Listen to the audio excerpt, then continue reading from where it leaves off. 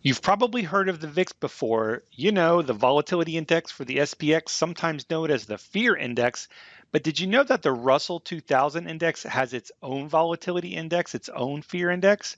In this video, I'm going to show you a low volatility study for considering selling put credit spreads on the RUT or the Russell 2000 using RVX instead of the VIX. My name is Eric, and welcome to this week's edition of Liquid Options, a weekly show about trading options posted every Wednesday night right here on YouTube. All the videos on this channel are for educational purposes only, and they should not be considered financial advice of any kind. But if you're interested in independent market research studies like this, you should really consider subscribing to the channel so you don't miss an episode. I've got a low volatility study for trading credit spreads on the RUT using RVX coming right up.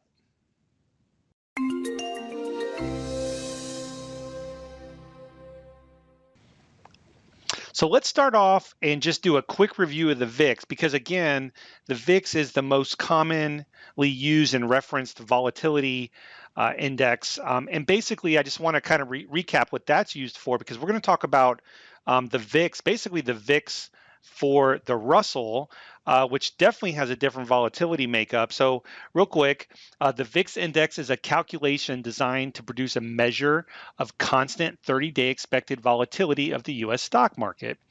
And it is comprised of basically SPX call and put options. And again, it's the most recognized, and they talk about the fear index and all these other things. So that is basically what the VIX is. So we're going to go over to the still on the CBOE website. You guys can just search for this if you want. And we'll look at the RVX. So it's basically the same thing. It measures the market's expectation of 30-day volatility and the prices of the Russell 2000 options. So if we scroll down here, you can see a quick comparison between the RUT and RVX. So, you know, it's not that you can't just use the VIX as a kind of overall indicator, which is kind of where I've defaulted to the last few years. But you can definitely, if you really want to narrow into the RUT and really look at those levels, and we're going to talk about a strategy here in a minute, using the RVX levels, you really could kind of narrow your strategy to using these two tickers together. And then if you're going to trade SPX like I do, you can trade SPX with the VIX. So in a previous video, I did a study looking at historical SPY, SPX price levels using the VIX, and we're going to do the same thing right now for the Russell and the RVX. And at the end of this video, I'm going to put a link to the SPX volatility strategy, so you guys can check that out after this video. But let's go ahead and dive into the strategy. So let's take a quick look at the RVX itself. Just a quick note, the RVX, I believe, started trading in 2004, and I may not have all the data on here, but basically this is the chart of the RVX. It looks very similar to the VIX, and you can see in the big financial crisis, which is back here like 08 and 08 or so, it was trading in the mid 20s up in the 30s, and then it spiked all the way up in the sort of peak of the financial crisis back in 08, and then it kind of came back in. And so, it's all over the place. But similar to the VIX in the past few years, it's been trading in a relatively low range. And that's the strategy we're going to look at because that's what's most common right now. If the volatility starts to pick up and we get a market sell-off, I'll further the study. But we're going to look at a low volatility study using sell-offs in the Russell, selling put credit spreads, as long as the RVX is below this level. Now, in this purple line, this is the 22 level. And the reason why I've chosen 22 is because some of the research I did, and I'm going to show you that research in just a minute. So just hang on, bear with me. But basically, if I kind of zoom out a little bit, there's a lot of time, if you will, where the RVX is trading below 22. So it's going to give us plenty of trading opportunities.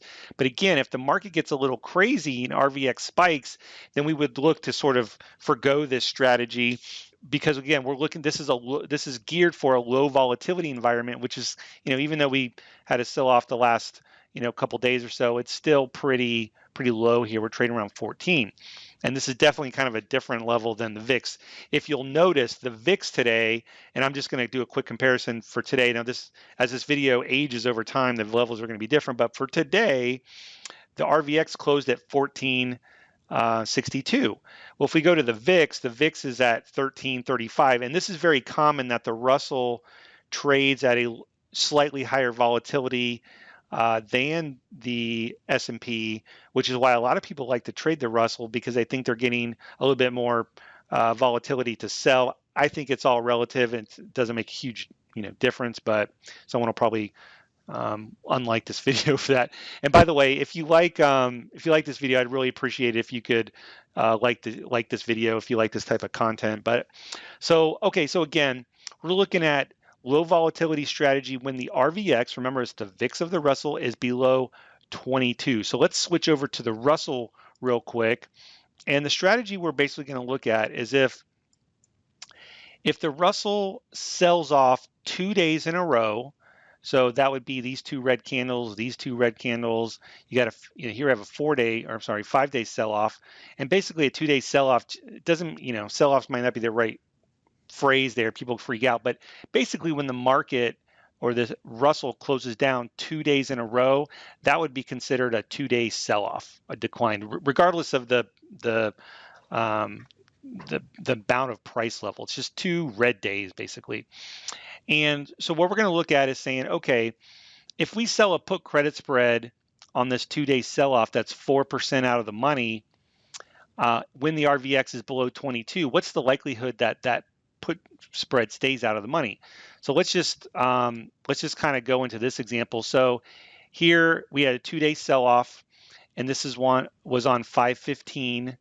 This is 2018, and at that day the Russell closed at about right at 1600.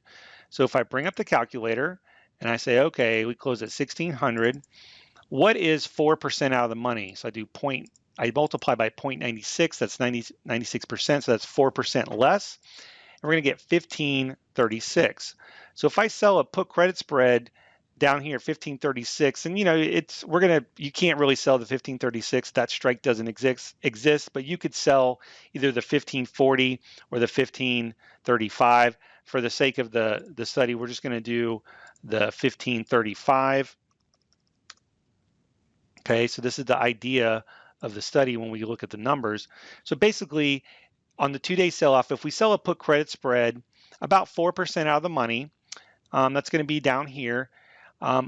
Where is that 20 trading days later? Okay, think about that. 20 trading days is, basically a month, right? So it's 4 weeks.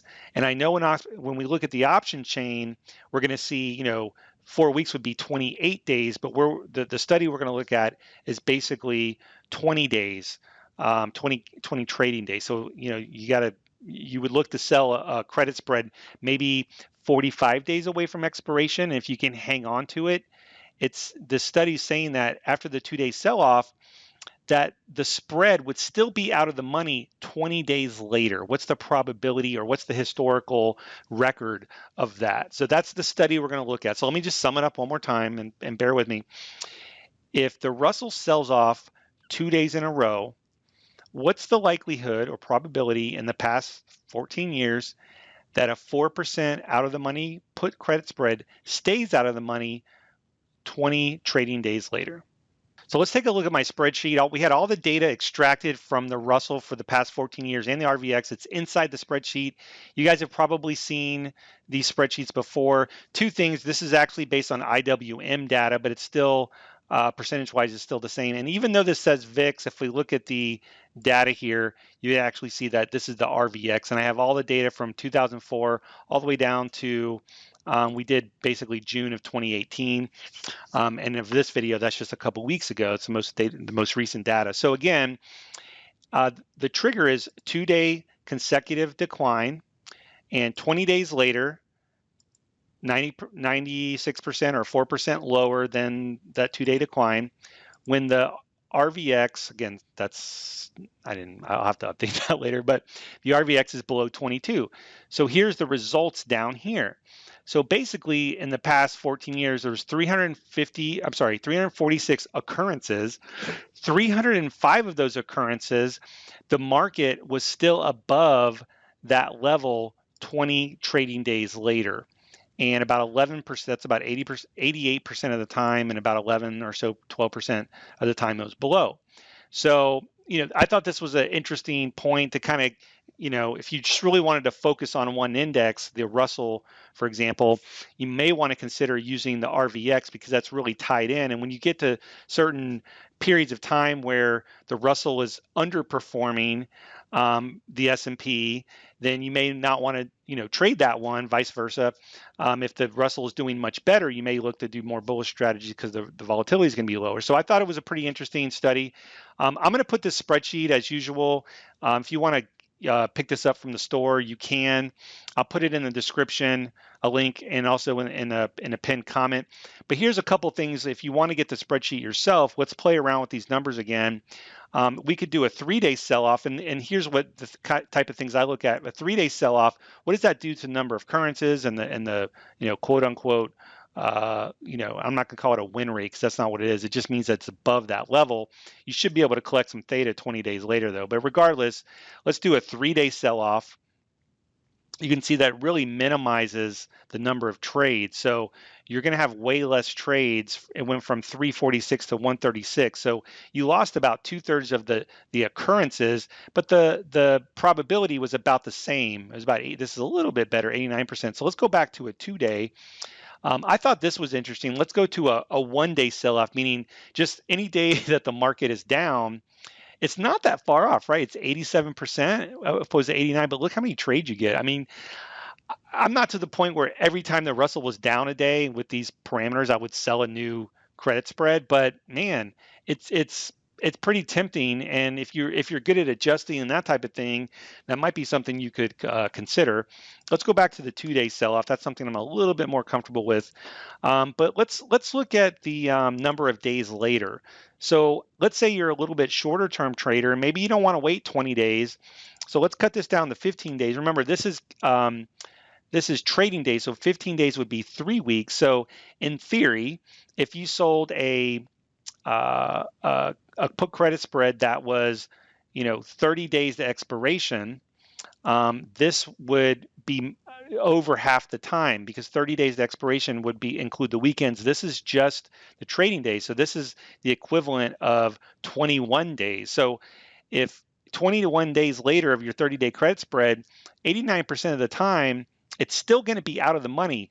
And as we know, when we sell credit spreads, even though it goes in, it can go past that, it could actually recover, and you could actually minimize your losses and things. So the other thing we'll do is let's lower this to maybe 20, and you can see it's all relatively the same, right? 88%, 89%, 87%. So if you lower the volatility level 20 days later, and this is interesting because if it gets too low, that volatility is going to rise a little bit. But anyway, it's pretty cool to play around the numbers. I know there's not enough time in this video to really thoroughly process each one.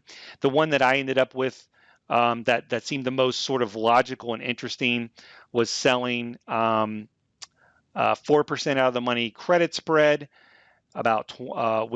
and 4 weeks later was still out of the money. So I would look for something like a 40 to 45 day expiration, where about half the time it would stay out of the money, be able to collect some theta.